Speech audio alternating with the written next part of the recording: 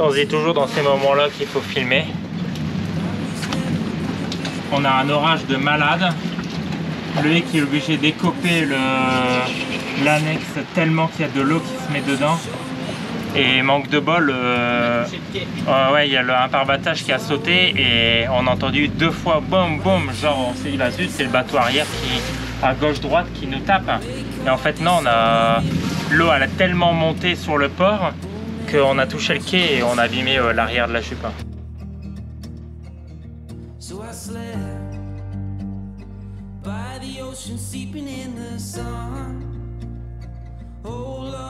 Well, no one told me about her, the way she lied. Manger après bébé. Bon, retour après. On n'a pas eu le temps de regarder ce matin parce que c'était la course. C'était la course pour aller travailler. On a vidé dans la nuit, vous l'avez vu. Ouais, il y en a encore un peu. Mais au moins 100 litres. Quand j'ai commencé à la vider, elle était au milieu de la vanne Cabesto. Ouais, juste là. Ouais, donc j'ai fait au moins 15 sauts. Et on voyait au fur et à mesure le portique qui commençait à s'affaisser, s'affaisser. Bah, c'est surtout qu'à un moment donné, je me suis dit, tiens, il pleut fort, on va regarder ça, l'écartement. Et puis on voyait même, il s'abaissait. Et en fait, il y avait 30 ou 40 cm qui s'est abaissé. Bon, et c'est pas tout, c'est qu'on a un autre petit dégât. Bon, le problème, c'est que du coup, que le bateau était plus vers le quai, il y en a un pare-battage qui est ici, qui a sauté et qui s'est décalé là de ce côté-là. Mais cette nuit, le niveau de l'eau, il était arrivé là, quoi. Donc il y avait je crois, 20 ou 30 cm d'eau. Ouais, donc du coup, le pare-battage a poum, décalé. Et manque de bol, il y a des grosses rafales. Et le bateau, et le vent est arrivé de face. Et le bateau, il a été tapé dans le pied. Et du coup, on a ça comme dégâts. Ce qui est pas grand chose, hein, mais... Il y a les 3 petits coups, on venait de les refaire. Bon, on vient de refaire déjà là, on a refait là-bas. Ce coup-ci, on va pas faire refaire, on fait nous-mêmes.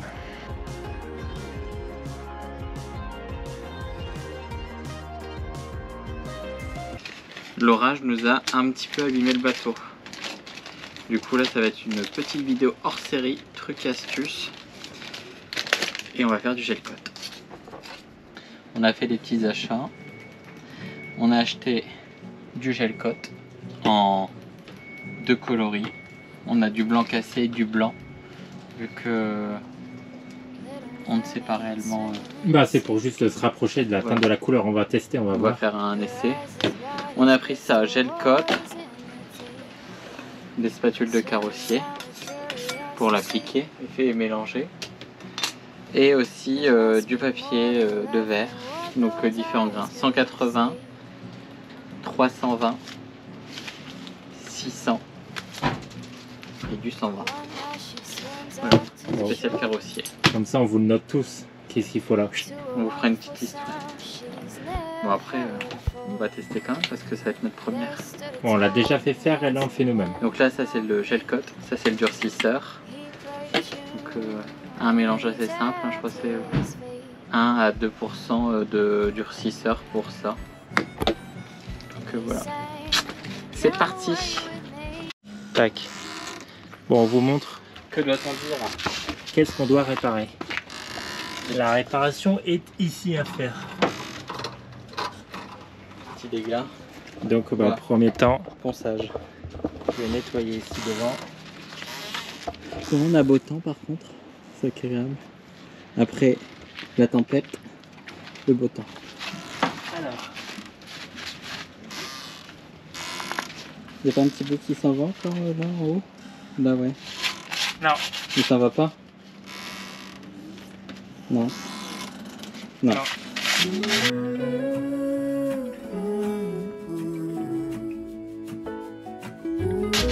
En première étape, on a bien nettoyé le support On nettoie, on ponce, et on va le renettoyer à coups d'acétone.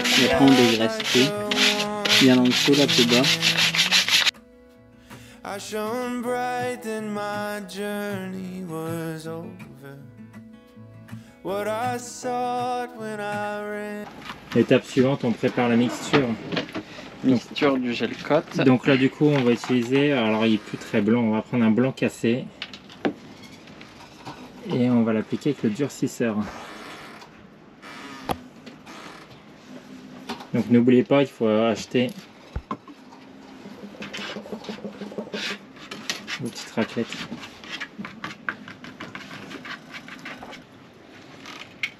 La mixture est faite.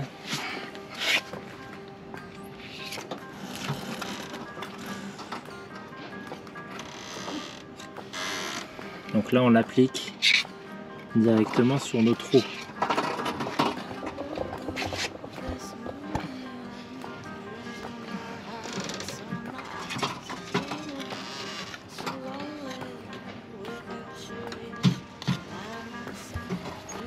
On a déjà appliqué la partie, vous voyez ici. On va refaire une deuxième fois parce que le tout c'est bien complété. Ouais, là ça ressemble à du crépi, mais c'est normal, vous inquiétez pas. Le tout c'est de mettre une application assez importante. Après on va venir poncer tranquillement avec plusieurs grains. Mais au moins ça vous donne un peu une idée qu'on peut savoir le faire nous-mêmes. Donc pareil, vous appliquez comme on l'a dit. La partie gel coat, on met le durcisseur. Mais je pense que le plus dur, ça ne va pas être l'application parce que tout le monde sait faire du crépi. Le plus dur, ça va être le ponçage. Et qu'est-ce qui fait le ponçage, Loïc? Voilà, ça c'est moi parce que je suis expert ponçage. Ça va, ici? Non. Ça pue. Le gel coat. Donc on a repris, vous savez, la jupe là. Et on a profité, l'échelle en fait quand elle redescendait, elle a mis un petit coup ici et elle a mis un petit coup là. Donc on a repris le petit coup. Alors on a remis en surplus, on l'avait vu que le pro faisait ça, il mettait un peu plus. Et après il faut poncer. Et du coup il faut poncer, on en a profité, là du coup forcément quand ça a frotté. Et c'est un petit peu abîmé aussi ici. On a fait les petits détails. Ouais voilà. Bon bah du coup le lettrage tant pis. Un de méchant. Bon, on en fait à la porte, tout ça on vous montrera du coup après. Donc normalement c'est bon, on croise les doigts. Que si c'est propre, on vous montre. Ouais, si c'est sale, on vous montre pas. Donc si c'est propre, en fait vous voyez la vidéo. Et ben on continue pour la suite. On se retrouve le lendemain. Donc on a fait des retouches ici, là j'avais un petit coup. Donc on a bien laissé sécher une nuit complète. Donc là pareil, vous voyez, regardez. Donc là est la jupe qui est bien faite aussi. On va essayer de bien filmer. Tac. Là vous avez la jupe.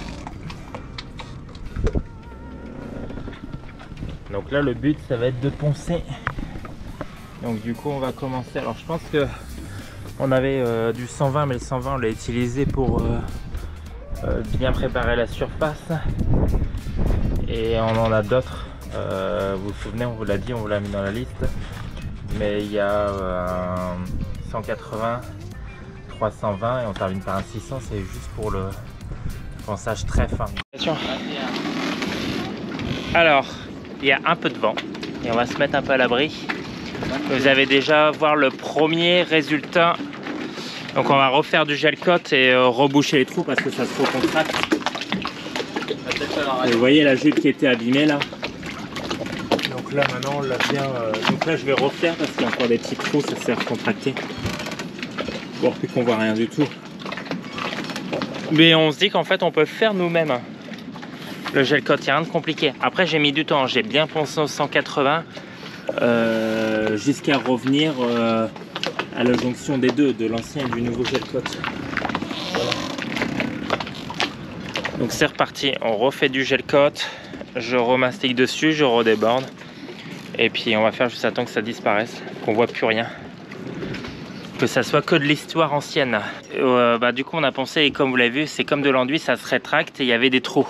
Donc j'ai remis en grosse surface pour bien refaire l'arrondi. Voilà, et je pense que dès que ça sèche, je vais reponcer et ça sera terminé, on verra plus rien. On continue les étapes. Entre chaque pose du gel coat, bien savoir, il faut attendre 5 heures. Donc quand il y a 20 degrés. Enfin, si vous le faites l'hiver, c'est pas le même. Je vais bien vous filmer du coup le après retouche gel coat parce que j'ai déjà fait des ponces. Retouche.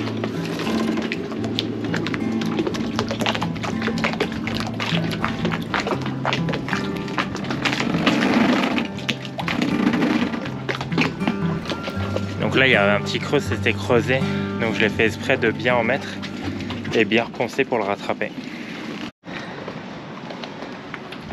Après le travail, plus important, l'inspection des travaux finis. Regardez-nous, dites-nous les amis ce que vous en pensez. Vous avez vu le avant, du coup. Voilà le après. Pour une première, on est plutôt sur quelque chose de c'est pas mal. Notre exigence, C'est nickel. là les trous qu'il y avait ont disparu. J'ai bien refait l'arrondi. Donc là j'ai bien travaillé. Tu te fais engueuler parce que t'as pas de gants et t'as pas de masque. Ah peut-être ouais. Mais là c'est nickel, c'est bien. Et là je vais refaire du coup 320, 600 pour les dernières prises. Donc ça permet d'affiner bien. Mais je pense qu'on a bien fait de mettre le blanc cassé. Ouais, parce qu'on avait pris du blanc blanc ou du blanc cassé. Attends, avant de penser, je suis là moi. Parce que tout le vent vient dans ma gueule, c'est pas bon. Toi tu respires, moi j'ai pas envie. Donc, mais on a pris blanc cassé. Et c'était judicieux. Voilà, bon on termine. On continue. Bon bah du coup on vous montre le résultat final. J'ai terminé au 600. Vous voyez. C'est fini, ma jupe est réparée. Putain, je suis content. Je pense que c'est des super astuces. Donc j'en ai jamais fait. Et vous voyez, je pense que vous pouvez le faire vous-même. Il n'y a aucun souci. C'est juste un peu de patience en fait, de la ponce, de la patience. Voilà, mais on a su carrément, vous voyez, la structure, vous vous en souvenez au début de la vidéo, il y avait des trous dans le gel coat. Je vais tout rincer à l'eau, tout nettoyer. Et voilà, donc notre partie gel coat est bien réparée. Alors je vais essayer de remonter sur le bateau sans tomber. Il y a la partie ici aussi qu'on a changé là. Ça fait une petite différence de couleur léger, mais c'est sûr que du coup le gel coat vieillit, il est plus si blanc.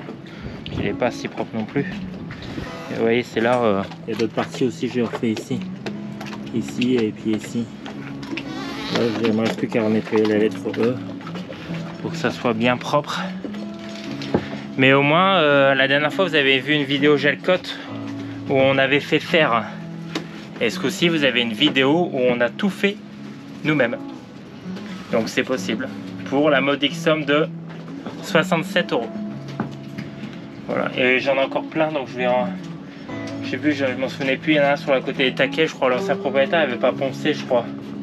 Tu sais, il avait fait une reprise gel coat, mais ils avaient rien poncé. Donc je vais m'en occuper, je vais le faire aussi. Au moins comme ça, on sera prêt pour les prochains pets de gel coat. On est opérationnel. Du coup, merci d'avoir regardé la vidéo.